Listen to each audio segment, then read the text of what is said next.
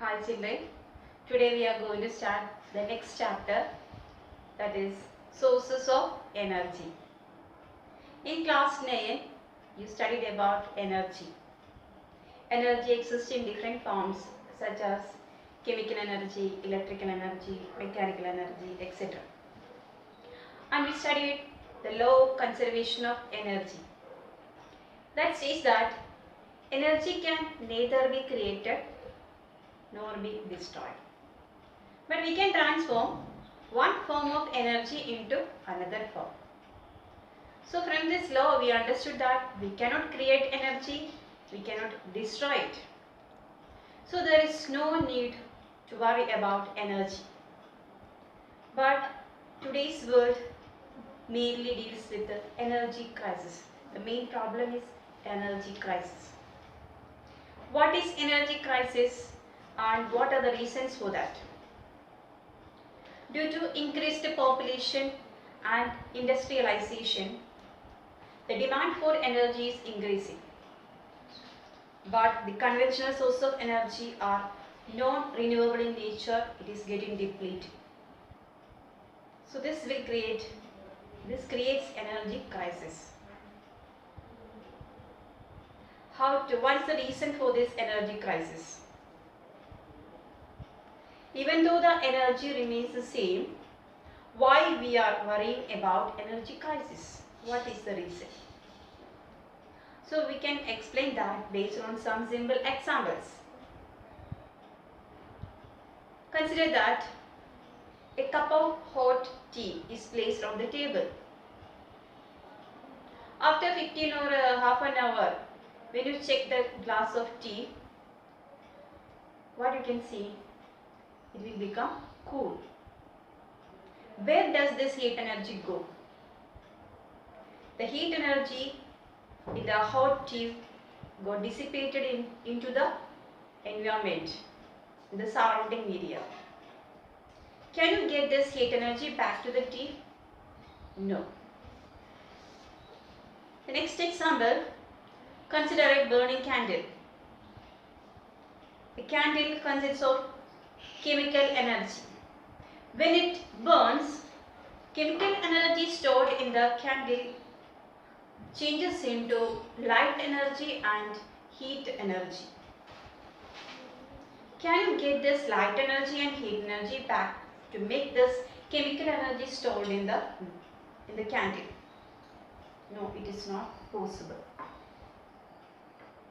So from these examples, we can understand that usable form of energy is converted into less usable forms. We cannot take this energy back. It is getting dissipated. And this creates the problem of energy crisis.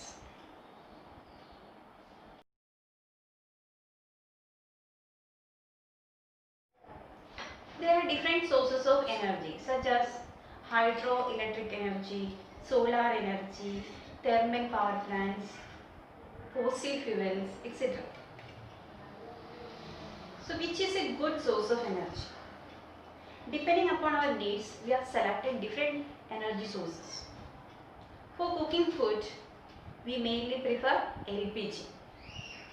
For running vehicles, we prefer fossil fuels such as petrol, diesel.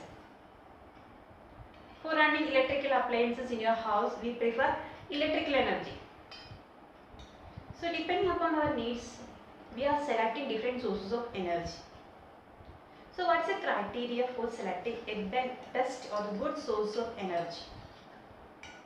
Or what are the qualities of a good source of energy? What are the characteristics of a good source of energy? The first one is energy output per unit volume or mass should be high. Second one is steady availability. The energy source should be available steadily for a long period of time. It should be safe and easy to use. It should not produce a lot of smoke. It should be easy to store and transport. It should be economical. Based on these characteristics, we can select a good source of energy. Energy sources are mainly of two types: conventional sources of energy and non-conventional sources of energy. Conventional sources of energy are mainly widely used by almost all the people. And this conventional source of energy, the main examples are fossil fuels, thermal power plants and hydropower plants. These are the main three conventional sources of energy. And we will be studying about these sources of energy in detail.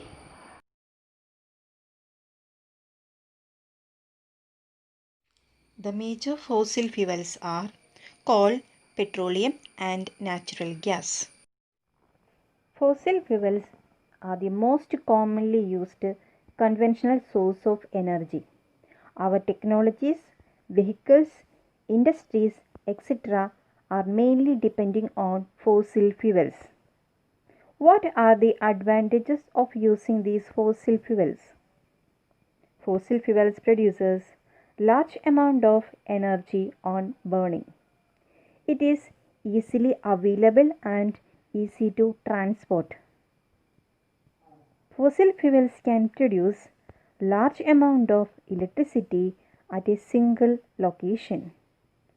They are cost effective. But there are some limitations of using fossil fuels.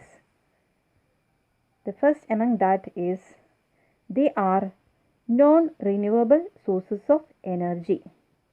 They were formed over millions of years ago and they are limited resources, so we need to conserve them.